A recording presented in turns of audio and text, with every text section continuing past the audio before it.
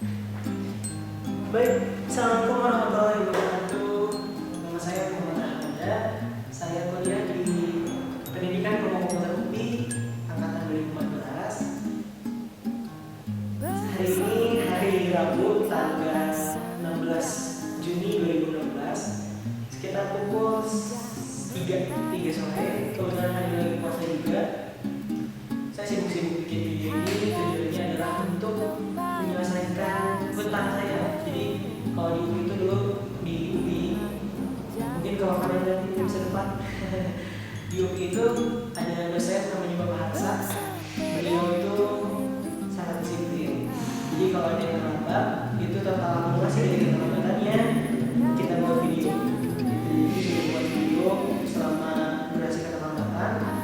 Videonya boleh bebas apapun yang berkaitan dengan ajaran pengajar. Kebetulan mata kuliah kalkulus, jadi kali ini saya akan membahas sedikit tentang kalkulus, tentang salah satu sub materi dari kalkulus itu sendiri. Langsung kita mulai, oke?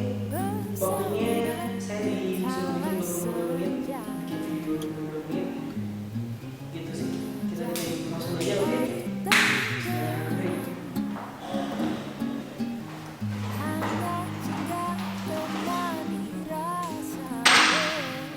Jadi untuk materi yang akan dibahas kali ini adalah namanya diferensiabel. Gitu. Jadi apa sih itu diferensiabel? Kalau misalnya kita di sini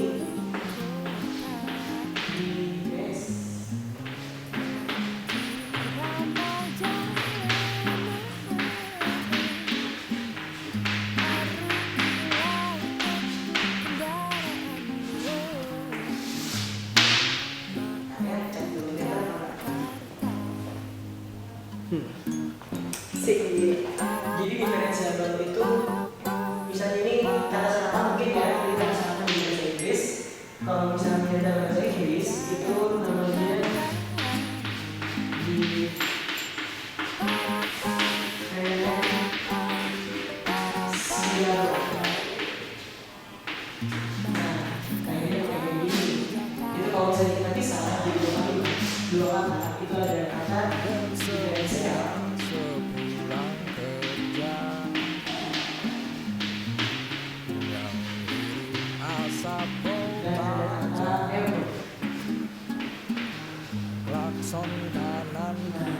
Kalau dari sini kita artinya satu-satu, artinya diferensiabel. Artinya ini maksud diferensiabel itu adalah suatu fungsi atau suatu angka yang dapat didiferensiasikan. Kan able itu dapat, diferensial itu ya diferensial. Nanti diferensiabel itu adalah suatu fungsi atau suatu angka yang dapat didiferensialkan. Seperti itu. Itu sebenarnya pemahaman singkatnya.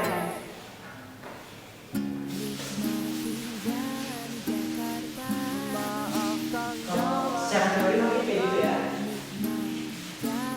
Lanjut kita mulai.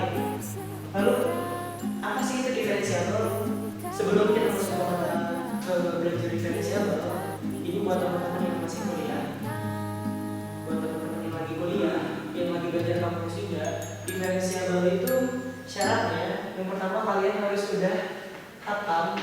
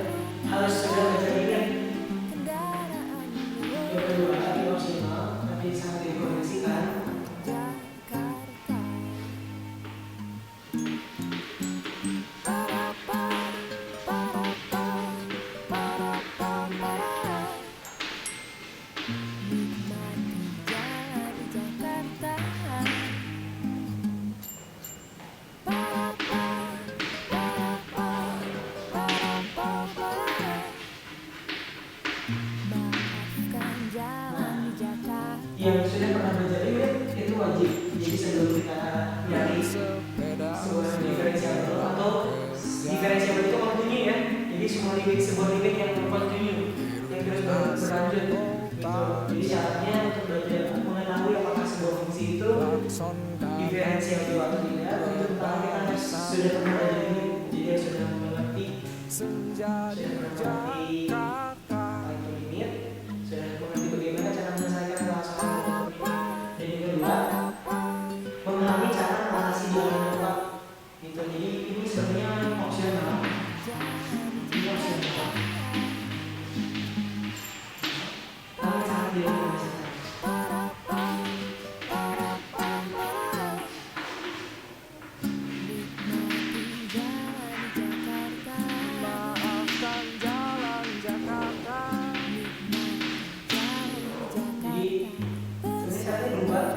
Cara belajar diferensiabel itu kalau misalnya masuk belajar juga, terus memahami cara mengatasi bilangan mutlak sudah opsional, tapi nanti kita bahas saja cara mengatasinya. Udah syaratnya begini, kalau menurut saya gitu aja. Ini syarat diferensiabel, syarat belajar diferensiabel. Teman-teman udah pada paham? Kalau misalnya udah, mari kita lanjut ke bagian berikutnya, yaitu menjelaskan. Dan bagi teman-teman yang belum belajar ini, mungkin stop sampai di sini videonya. Buat teman-teman yang masih ada, yang bisa lanjut, mari kita lanjut ke ini.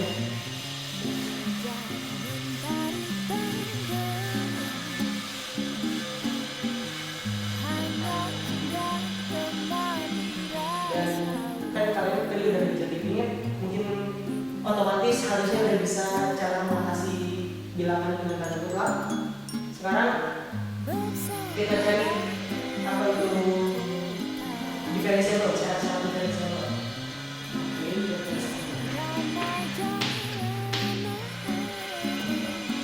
Jadi sebuah fungsi di sini kita namakan sebuah fungsi sebagai fx. Fx ini akan dikatakan diferensiabel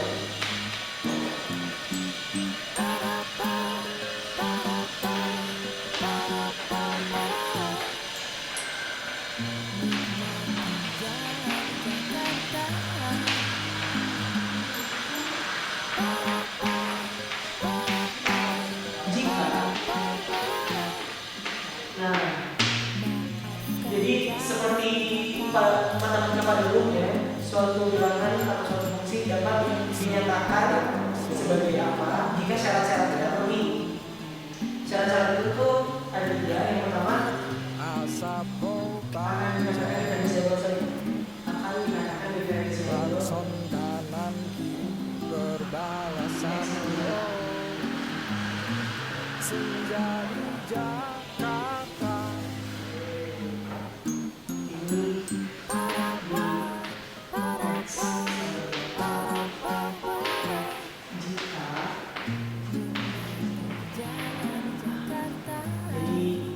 Fx akan dikatakan diferensiabel atau kontinu di x sama dengan a jika sampai ke a itu adalah jika f a itu adalah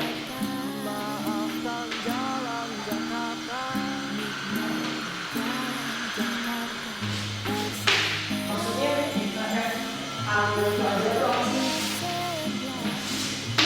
Kalau itu di garis ya, kita asumsikan sudah dijelaskan di sini.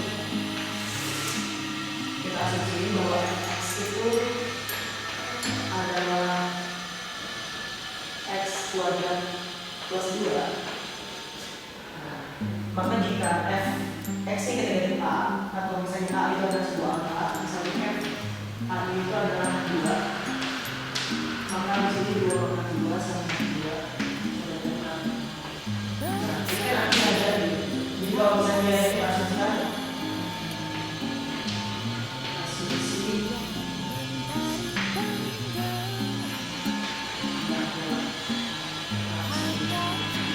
jadi itu dapat menjadikan semua bilangan ya.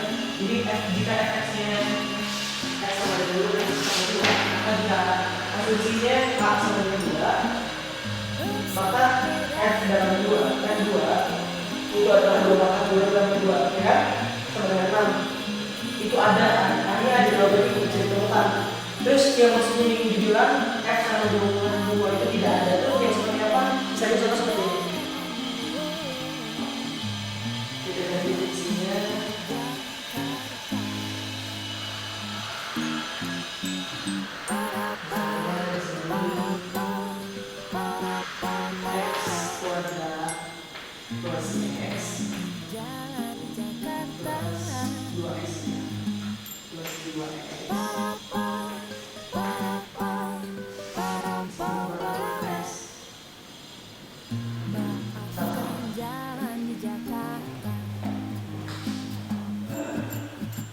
Bersepeda sepulang kerja, yang hidup asap baja, klakson kanan berbalasan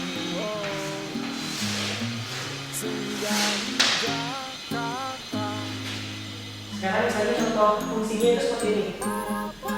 Jika sebuah fungsi dari x yang mana tunggal fungsinya itu adalah x kuadrat plus 2 per 4 min x gitu.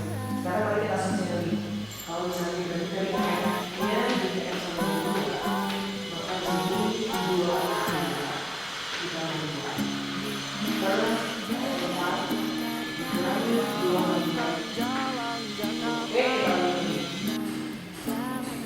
Nah, lanjut lagi ya. Nah, jadi buat aja apakah fx diferensiabel di x sama dengan 2? Kalau kelihatannya dibaca ya. Diketahui sebuah fungsi dari x adalah x kuadrat plus 2 per 4 min 2x. Ini fungsi yang tadi. Terus yang pertanyaan adalah apakah fx diferensiabel di x sama dengan 2? Karena x sama dengan 2 itu menghasilkan sebuah bilangan yang tidak ada atau sebuah hasil yaitu tadi maka ini cara satu tidak terpenuhi. Maka bilangan ini tidak dapat diferensiabel dari sumber kedua. Kayak gitu. Itu cara pertama. Langsung ya. Nah itu sih sebenarnya kalau misalnya dari inti dari diferensiabel apakah sebuah bilangan atau sebuah fungsi dikatakan diferensiabel atau tidak, itu poin utamanya itu nih. Artinya ada atau tidak. Nanti mungkin ada suatu kondisi di mana misalnya ini adalah sebuah tempat lalu suatu fungsi f ini x ini adalah senja di Jakarta dikali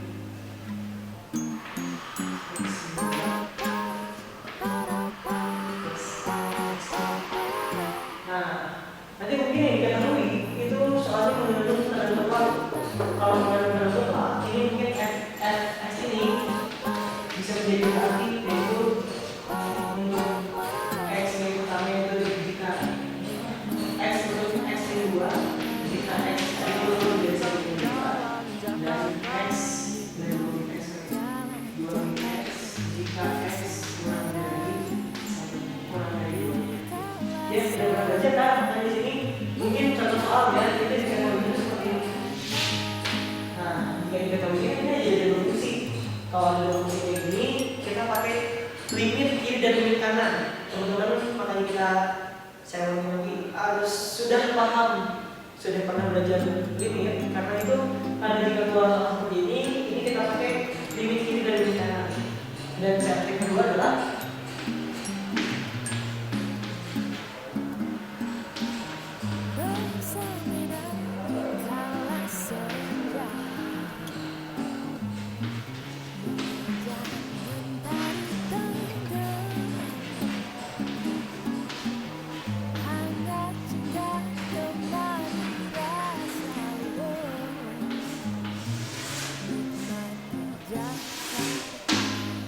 ini untuk cara kedua yaitu adalah limit x menuju a dari arah kiri itu harus ada dan limit x menuju a dari arah kanan juga harus ada. Jadi setelah nanti fungsi ini didefinisikan nanti kan membentuk dua fungsi baru dan itu kita bisa menjadikan limit hitung limitnya limit dari arah sebelah kiri dan limit dari arah sebelah kanannya itu harus ada.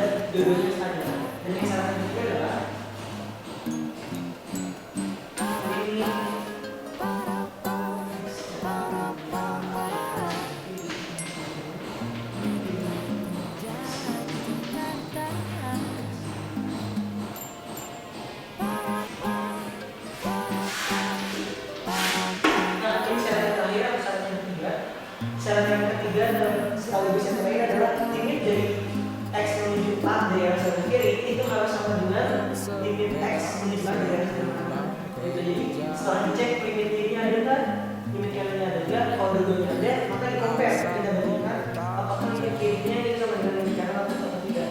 Gitu. Itu cara pertamanya. Jadi mungkin teman-teman agak bingung kalau nggak langsung aja soalnya. Mari kita langsung kita satu soal. Ini catat ya nanti ya.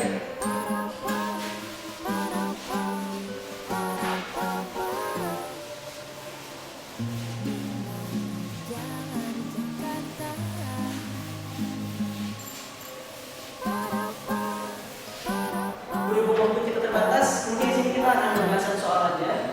Soalnya saya kutip dari soal kelas kemarin.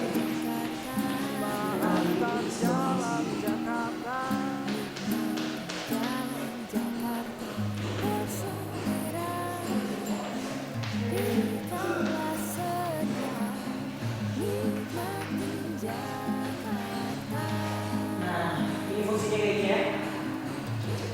Berangkat dulu ya. Ini juga begini, kita lihat.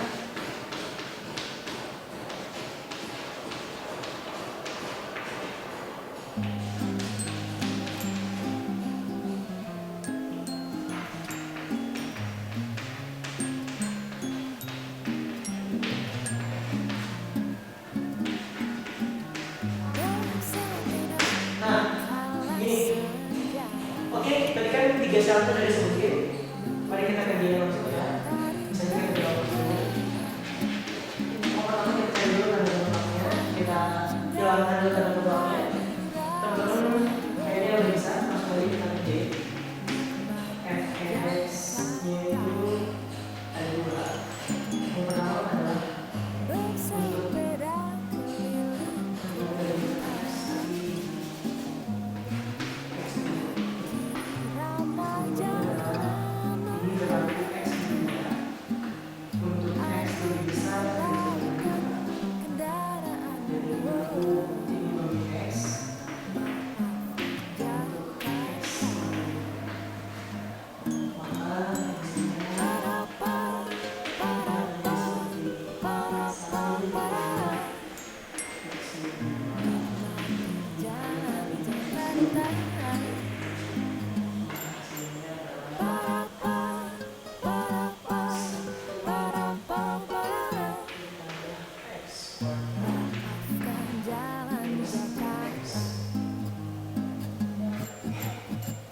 bersepeda sepulang kerja, biru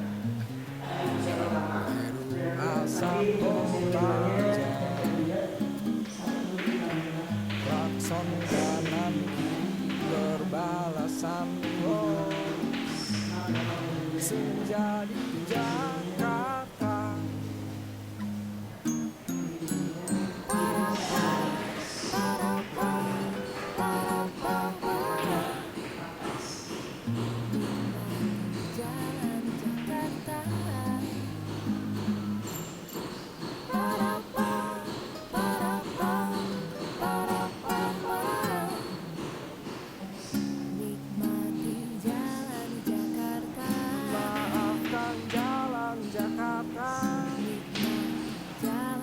Oke, ini fungsinya kurang lebih jadi kayak gini. Kita coba pakai, kita rubah.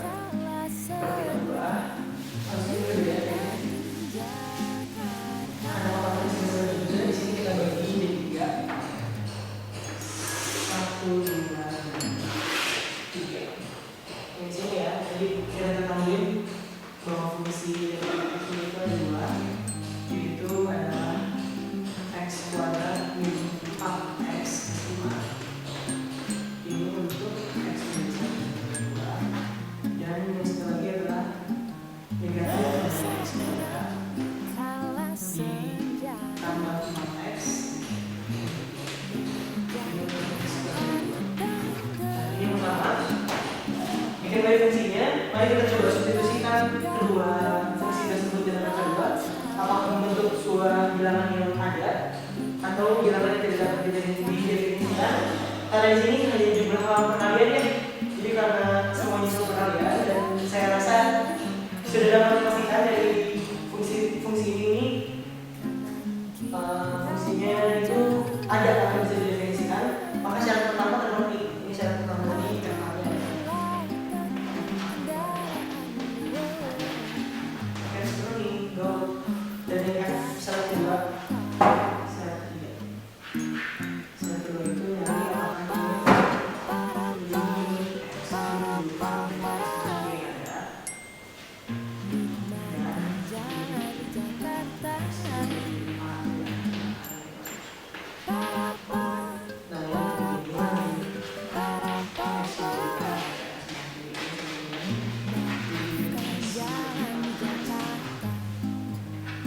Itu yang berarti pertama ada. Oke, langsung kita dari step 2. Kita masukin fungsinya langsung.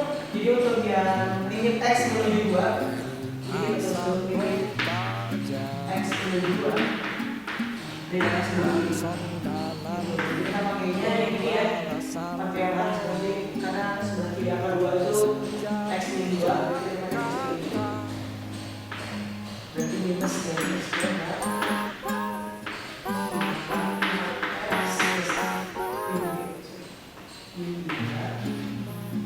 Langsung substitusi karena x-nya dengan 2, jadi di sini minus dari 2 kuadrat.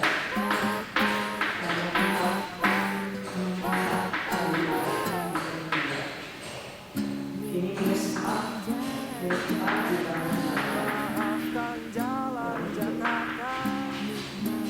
4 tambah itu ini 4 dikurangi 3 itu 1. Oke, ini x menuju 2 dari yang sebelah kiri itu ada di angka sampai 1. Sekarang ini berarti syarat 2,5 atau 2 terpenuhi. Sekarang kita lihat dari sebelah kanannya ada atau enggak. Kita coba di sini limit x menuju 2 dari x. Oke, ini ya pakai fungsi ini. Nah, berarti ini ya x akan 2 min 4x plus 3. Nah, ini kita langsung substitusi 4. Oke, 2 pangkat 2 min 4 kali 2 plus 3. Jadi kita langsung substitusi 2 kali 2 4 min 8 plus 3. Ini kalau kita kurangin ini yaitu 4. 4 tambah 2 itu sama dengan 1. Nah, limit x menuju 2 dari sebelah kanan juga ada yaitu 1. Dan kebetulan ini yang ketiga, syarat ini kan syarat 2 harus terpenuhi dan syarat ketiganya kita bandingkan tadi. Apakah limit x menuju a dari arah sebelah kiri sama dengan x menuju a dari sebelah kanan? Jadi sama. Gitu. Karena limit kiri dan limit kanan sama, maka jika ditanyakan apakah x diferensiable di x menuju 2, ini jawabannya gitu aja. Alhamdulillah.